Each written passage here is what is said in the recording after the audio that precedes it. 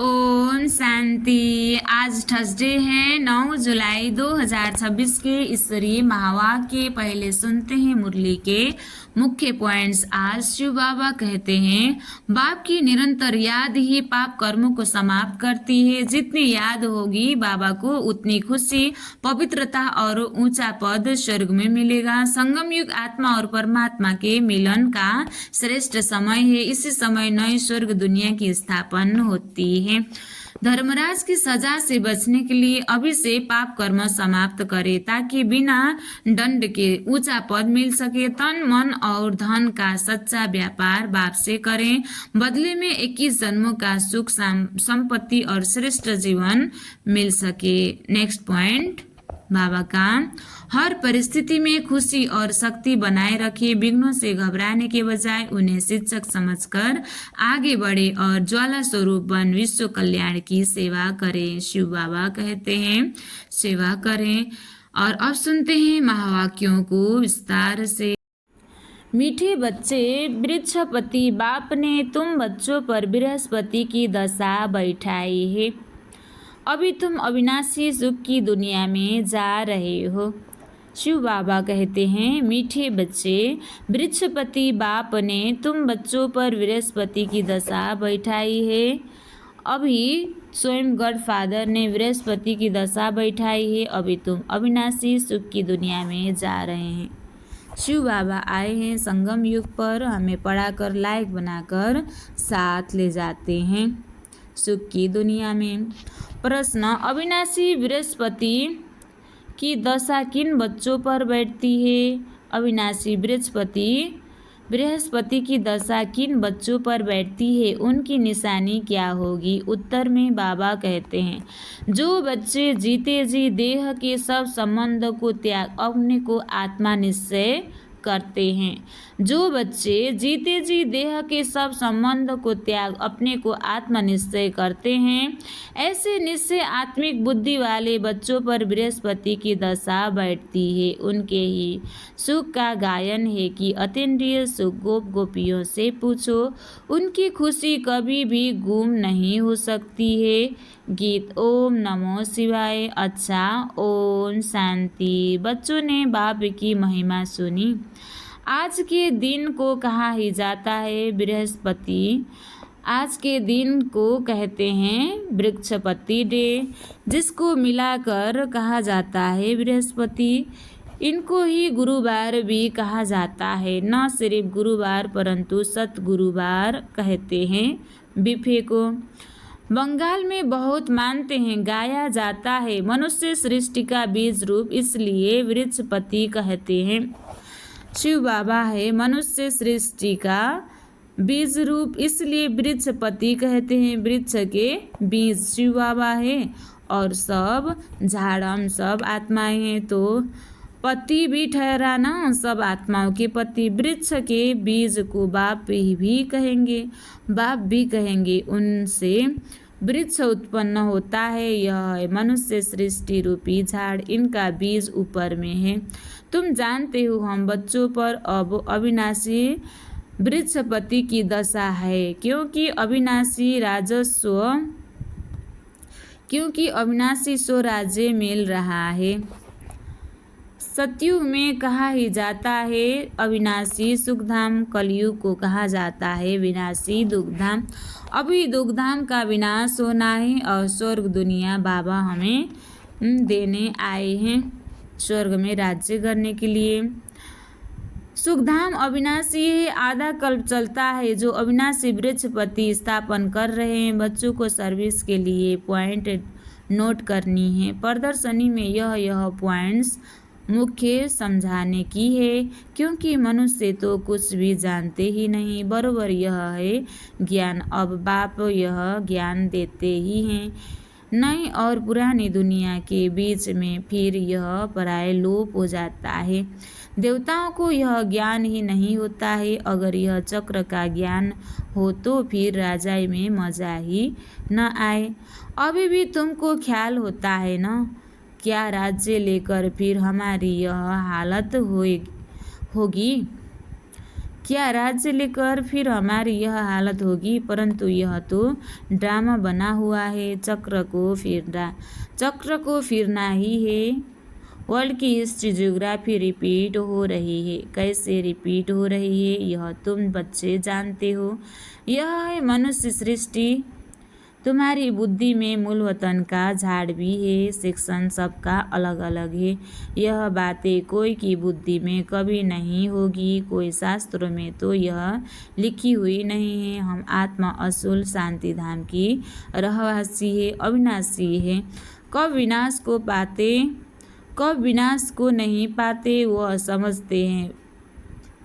बुदबुदा पानी से निकल फिर उसमें मिल जाता है। तुम्हारी बुद्धि में सारा राज है। आत्मा अविनाशी है जिसमें सारा पाठ नुदा हुआ है। यह चक्र का नॉलेज कोई शास्त्रों में नहीं है।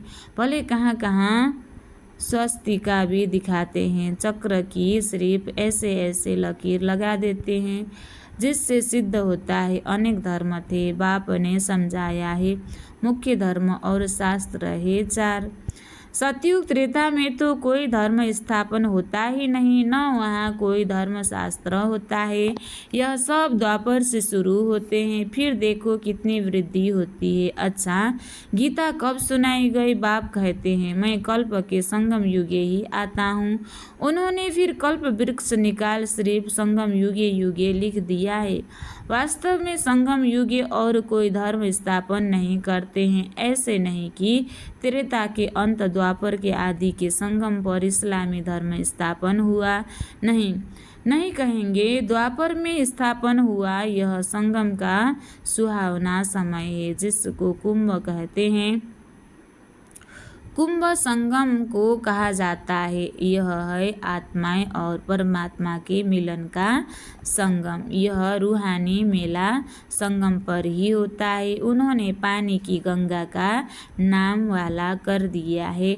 ज्ञान सागर पतित पावन को जानते ही नहीं है। उनसे कैसे पतित दुनिया को पावन बनाया कोई शास्त्रों में है नहीं। अब तुम बच्चों को बाप कहते हैं माँ में कम याद करो। देह के सब धर्म त्यागो। किसको कहते हैं? आत्माओं को। इसको कहा जाता है जीते जी मरना। मनुष्य शरीर छोड़ते हैं तो देह के सब संबंध छूट जाते हैं। बाबा कहते हैं जो भी देह के संबंध है वह सब छोड़ अपने को आत्मा निश्चय करो। निश्चय आत्मिक बुद्धि बनो। जितना जास्ती याद करेंगे तो बृहस्पति की दशा होगी। जांच करो हम शिव बाबा को कितना याद करते हैं। याद से ही कट निकलती जाएगी और तुमको खुशी होगी। तुम महसूस कर सकते हो हम आत्मा कितना बाप को याद करते हैं। अगर कम याद करेंगे तो कट भी कम निकलेगी, खुशी भी कम रहेगी, बाप भी पद भी कम पाएंगे। आत्मा ही सतो रजो तमो बनती है। इस समय का ही गायन है। गोप गोपियों की अतीन्द्रिय सुख का गायन है और कुछ भी याद नहीं पड़ता है सिवाय बाप के। तन ही खुशी का पारा चढ़ेगा और सिवाय बाप की और कोई ख्याल में न आए तो तभी खुशी का पारा चढ़ेगा। हमारे ऊपर बृहस्पति की दशा अथवा सतगुरु की दशा है। सतगुरु की दशा है। फिर कभी खुशी गुम हो जाती है तो कहते हैं बृहस्पति की दशा बदल राहु की बैठी है। कोई बहुत साहूकार होते हैं, कोई सट्टा लगाया यह देवाला निकला। भारत में ही जब ग्रहण लगता है तो कहते हैं दे दान तो छूटे ग्रहण। तुम्हारा देवी देवता धर्म भी सौर कला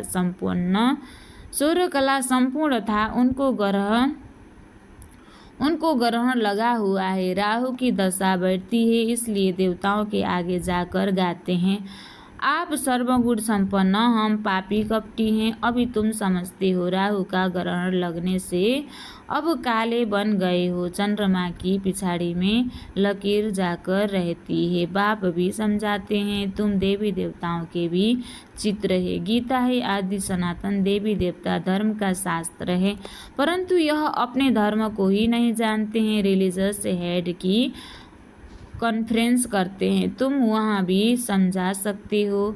ईश्वर सर्वव्यापी तो है नहीं, वह तो बेहद का बाप है। बच्चों को आकर वर्षा देते हैं, साधु संत आदि को तो वर्षा मिलता नहीं तो मानेंगे कैसे? तुम बच्चों को ही वर्षा मिलता है। मुख्य बात है ही यह सिद्ध करने की कि ईश्वर सर्वव्यापी नहीं है। शिव जयंती होती है, शिव जयंती कहो अथवा रुद्र जयंती कहो। रुद्र यह ज्ञान यज्ञ रचते हैं, है तो शिव वही गीता ज्ञान यज्ञ है जिससे विनाश ज्वाला प्रज्वलित हुई है। प्रैक्टिकल में तुम देखते हो कैसे निराकार बाबा ने रुद्र ज्ञान यज्ञ रचा है। साकार तो कुछ कर न सके, यह बेहद का यज्ञ है। इसमें सारी पुरानी दुनिया स्वाहा होनी है, बाकी तो वह सब है जिस्मानी यज्ञ। कितना रात दिन का फर्क है। बाप कहते हैं यह रुद्र ज्ञान यज्ञ है, विनाश भी होना है। तुम जब पास हो जाएंगे, पूरा योगी और ज्ञानी बन जाएंगे, तो फिर तुम्हारे लिए नई दुनिया स्वर्ग चाहिए, नरक का जरूर विनाश चाहिए। स्वराज्य अश्वमेघ अक्षर भी ठीक है, घोड़े को स्वाहा करते हैं। वास्तव में है तुम्हारा यह रथ। एक दक्ष प्रजापिता का भी यज्ञ रचते हैं, उनकी भी कहानी है। अब तुम बच्चों को कितनी खुशी होनी चाहिए। हमको वृक्षपति बाप पढ़ा रहे हैं, हमारे ऊपर अब बृहस्पति की दशा है, हमारी अवस्था बहुत अच्छी है। फिर चलते चलते लिखते हैं, बाबा हम तो मूझ गए हैं। पहले हम बहुत खुशी में थे, अब पता ही नहीं क्या हुआ है। यहाँ आकर बाप का बनना बड़ी यात्रा है। वहाँ तीर्थ यात्राओं पर जाते हैं तो कितने पैसे खर्च करते हैं। अब यहाँ तो दान करने की बात नहीं है, इसमें कुछ भी पैसा खर्च नहीं करना है। वह है जिस्मानी यात्रा है, तुम्हारी है रूहानी यात्रा। जिस्मानी यात्रा से फायदा कुछ भी नहीं। गीत में भी है न, चारों ओर लगाए फेरे फिर भी जन्म जन्मांतर दूर रहे। अभी तुम समझते हो कितनी ढेर यात्राएं की होगी। कहाँ न कहाँ मनुष्य जाते जरूर हैं। हरिद्वार में गंगा जी पर जरूर जाते हैं, पतित पावनी गंगा समझते हैं। अब वास्तव में तुम हो सच्ची सच्ची ज्ञान गंगाएं, तुम्हारे पास भी बहुत आकर ज्ञान स्नान करते हैं। यह ज्ञान गंगा की बात है। ज्ञान गंगा से स्नान करने से पतित से पावन बनते हैं। बाबा ने समझाया है सद्गुरु एक ही है, सर्व का सद्गति दाता। सिवाय एक सद्गुरु के और कोई गुरु नहीं है। एक ही शिव बाबा ही सच्ची सच्ची सद्गुरु है जो सबको सद्गति देते हैं, मुक्ति जीवन मुक्ति देते हैं। बाप कहते हैं मैं तुमको कल्प कल्प संगम युग पर आकर सद्गति दे पुजारी से पूज्य बनाता हूँ, फिर तुम पुजारी बंदूकी बन जाते हो। यह भी अभी पता पड़ा है। बरोबर हमारा आधा कल्प राज्य चलता है, फिर द्वापर में हम सो देवी देवता वाम मार्ग में चले जाएंगे। जब रावण राज्य शुरू होता है तब से ही वाम मार्ग शुरू होता है। उनकी भी निशानियां है। जगन्नाथ के मंदिर में जाओ तो अंदर काली मूर्ति है, बाहर में देवताओं के गंदे चित्र है। उस समय अपने को भी थोड़े ही समझ में आता था कि क्या है। भिखारी मनुष्य भिखारी दृष्टि से देखेंगे तो समझते थे देवताएं भी भिखारी थे। यह लिखा हुआ है देवताएं वाम मार्ग में जाते हैं। ड्रेस भी देवताओं की दी है। यहाँ भी दिलवाड़ा मंदिर में जाओ तो ऊपर में स्वर्ग लगा हुआ है, नीचे तपस्या में बैठे हैं। इन सब राजों को और कोई जानते ही नहीं है। बाबा का तो अनुभवी रथ है ना। तुम बच्चे अब समझ रहे हो आत्माएं और परमात्मा अलग रहे बहुकाल। तुम जो पहले अलग हुए हो फिर तुम ही आकर पहले मिलते हो। सतयुग का फर्स्ट प्रिंस है श्री कृष्ण। श्री कृष्ण का बाप भी तो होगा ना। श्री कृष्ण माँ बाप का इतना कुछ दिखाते नहीं है, सिर्फ दिखाते हैं माथे पर रखकर नदी से उस पार ले गया। राजाएं आदि कुछ नहीं दिखाई है। उनके बाप की महिमा क्यों नहीं है? अभी तुम जानते हो इस समय श्री कृष्ण की आत्मा ने अच्छी रीति पढ़ी है, जिस कारण माँ बाप से भी उच्च पद पाया है। तुम समझते हो हम श्री कृष्ण की राजधानी में थे, स्वर्ग में तो थे न। फिर हम चंद्रवंशी बने, अब फिर सूर्यवंशी बनने के लिए श्रीमत पर चल पावन दुनिया के मालिक बनेंगे। हर एक अपनी अवस्था को देख सकते हो। अगर हम इस समय शरीर छोड़ दे तो किस गति को पाएंगे? हर एक समझ सकते हैं जितना बाप को याद करेंगे उतने विकर्म विनाश होंगे। मनुष्य के ऊपर कोई आपत्ति व दुख आता है वा दिवाला निकालते हैं तो साधुओं का जाकर संग करते हैं। फिर मनुष्य समझते यह तो भगत आदमी है, ठगी थोड़े ही करेंगे। ऐसे भी 2-4 वर्ष में बहुत धनवान हो जाते हैं। उन्हों के बहुत छिपे हुए पैसे होते हैं। हर एक अपनी बुद्धि से समझ सकते हैं। तुम्हारे में भी बहुत है जो बहुत कम याद करते हैं। इसलिए बाबा कहते हैं अपना कल्याण चाहते हो तो अपने पास नोटबुक रखो, चार्ट नोट करो। हम सारे दिन में कितना समय बाबा को याद करते हैं? मनुष्य तो सारे जीवन की भी हिस्ट्री लिखते हैं। तुमको तो सिर्फ याद का चार्ट लिखना है, अपनी भी उन्नति है। बाबा को याद नहीं करेंगे तो ऊंच पद पा नहीं सकेंगे। अपना भी कल्याण करना है, दूसरों को भी कल्याण करना है, यह ज्ञान सुनाना है। विकर्म विनाश ही नहीं होंगे तो ऊंच पद कैसे पाएंगे? बाबा को याद करेंगे तो ही स्वर्ग में उच्च पद पाएंगे। फिर सजाएं खानी पड़ेगी। अगर बाबा को याद नहीं करे तो सजाएं खानी पड़ेगी। मोचरा जो नहीं खाएंगे तो पद अच्छा मिलेगा। मोचरा खाकर फिर कुछ थोड़ा बहुत पद पाना वह क्या काम का? धर्मराज का मोचरा न खाए, बेइज्जती न हो, यह पुरुषार्थ करना है। तुम देखते हो शिव बाबा बैठ रहते हैं। शिव बाबा बैठा रहता है, फिर धर्मराज भी है। तुमको सब साक्षात्कार कराते हैं। तुमको यह किया था याद है?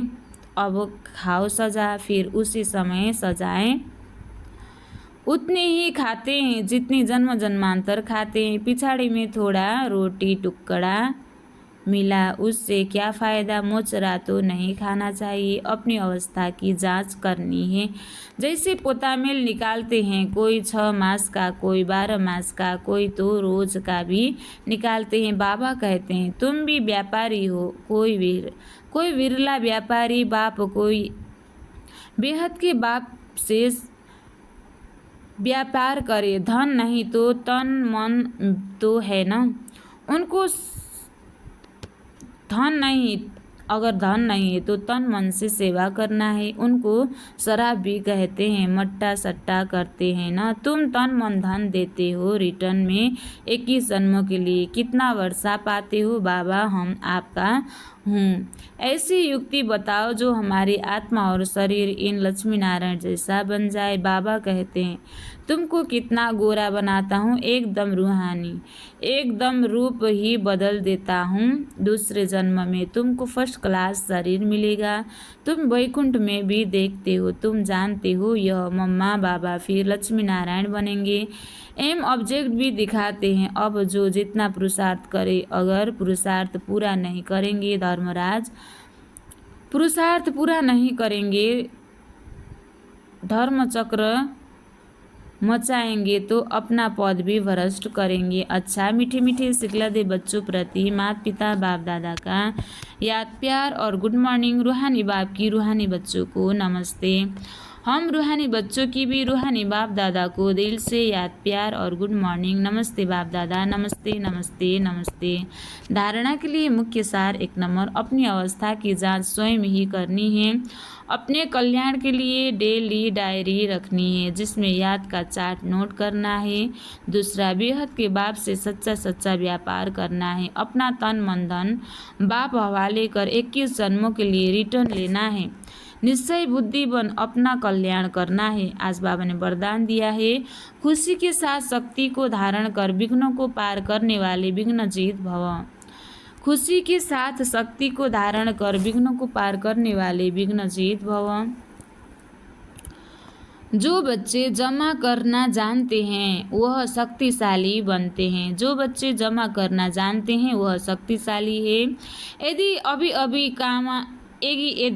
अभी कमाया, अभी अभी बांटा, स्वयं में समाया नहीं, तो शक्ति नहीं रहती है। सिर्फ बांटने व दान करने की खुशी रहती है। खुशी के साथ शक्ति हो तो सहज ही विघ्नों को पार कर विघ्न जीत बन जाएंगे। फिर कोई भी विघ्न लगन को डिस्टर्ब नहीं करेंगे।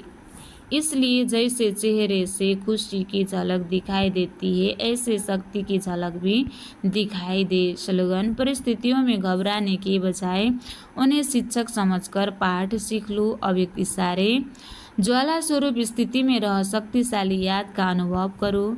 लास्ट सो फास्ट पुरुषार्थ ज्वाला रूप का ही रहा हुआ है। पांडवों के कारण यादव रुके हुए हैं। पांडवों की श्रेष्ठ शान रूहानी शान की स्थिति यादवों के परेशानी वाली परिस्थिति को समाप्त करेगी। तो अपनी शान से परेशान आत्माओं को शांति और चैन का वरदान दो। ज्वाला